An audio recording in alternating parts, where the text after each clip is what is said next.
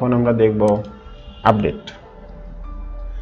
তো data manipulation ল্যাঙ্গুয়েজের DML এর আমরা এখন দেখব আপডেট। তো আমরা চলে যাই এসকিউএল প্লাস এবং ক্লিয়ার স্ক্রিন করলাম এবং আমাদের এখানে একটা টেবিল ক্রিয়েট করি। For practice create table EMPAA as select star from EMP.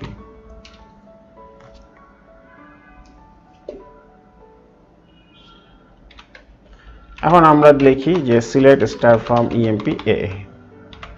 এখানে বেশ কিছু ডাটা দেখাচ্ছে। এখন এই ডাটাগুলো যদি আমি আপডেট করতে চাই, ধরেন এখানে আমরা ডিপার্টমেন্ট নাম্বার আপডেট করব। মনে করেন একজন এমপ্লয়ি এক ডিপার্টমেন্ট থেকে আরেক ডিপার্টমেন্টে ট্রান্সফার হয়েছে, তাহলে আমরা কিভাবে আপডেট করব? আপডেট EMPAA সেট ডেপনো, ধরেন এই যে 7369 স্মিথ 20 থেকে 30 নম্বরে গেছে, তাহলে deptno equal to 30, where EMPNO equal to কত 7369 দিয়ে আমরা আপডেট করলাম। তো এভাবে আমরা খুব সহজেই ডাটা আপডেট করে ফেলতে পারবো। এবং তারপর আমরা যদি ডাটাটাকে দেখি যে সে আগে ছিল 20-এ, এখন চলে আসছে 30-এ। সো আমরা খুব সহজেই আপডেট করে ফেলতে পারতেছি। আবার আমরা যদি কোনো হোয়ার কন্ডিশন না দিতাম যে হোয়ার এত, তাহলে কি হতো?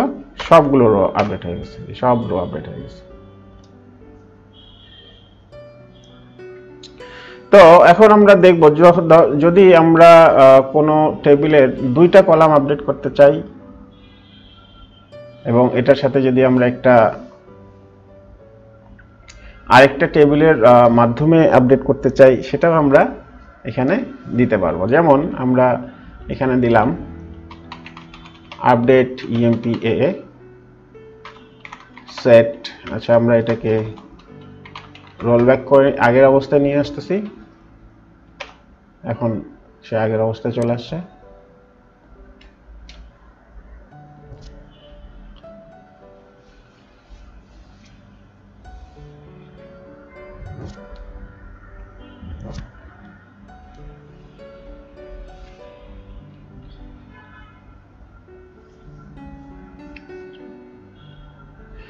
তো আমরা যে টেবিলগুলো ইউজ করছিলাম যে সিলেক্ট স্টার ফ্রম ডেপ্ট,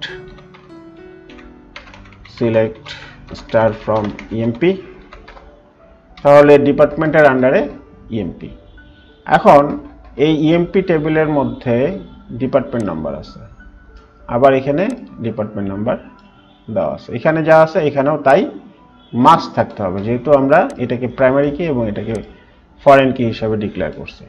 এখন আমরা যদি এই EMP টেবিলের মধ্যে এমন কোনো ডাটা আপডেট করি যে আমরা দিলাম update EMP set depno equal to 55 where EMPNO equal to 7369, কি বলতেছে?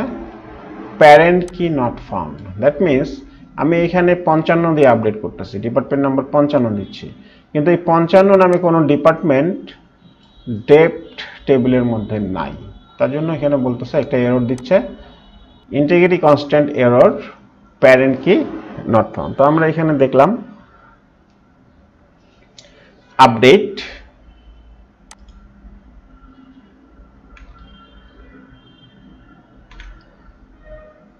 আমরা দেখলাম আপডেট